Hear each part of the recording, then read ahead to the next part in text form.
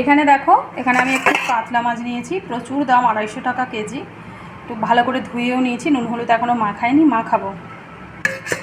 একটু মাছের তেলও নিয়েছি, এই যে ওখানে আছে, এই দেখো মাছের তেলটা। আর এখানে একটু পমফ্রেট নিয়েছি, এটাই আজকে রান্না হবে। রবিবারের স্পেশাল মেনু বলতে যে পমফ্রেটের কারি করব।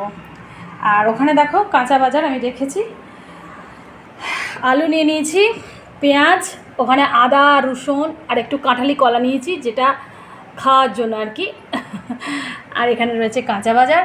এর মধ্যে দেখো কী কী আছে, কুমড়ো রয়েছে, বেগুন, করলা, শসা, পটল, গাজর, ক্যাপসিকাম, একটু লাল শাক নিয়েছি, লাল শাকটা কালকে রান্না করব।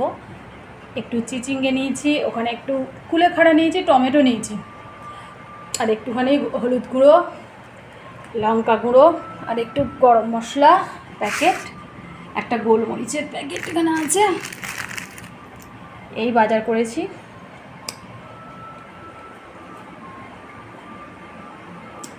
চলো রান্না বসাই।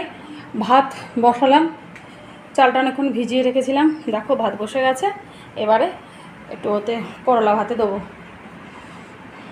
চলো করলা ভাতেটা দিয়ে রান্নাগুলো সেরে নিই, তারপরে আসছি।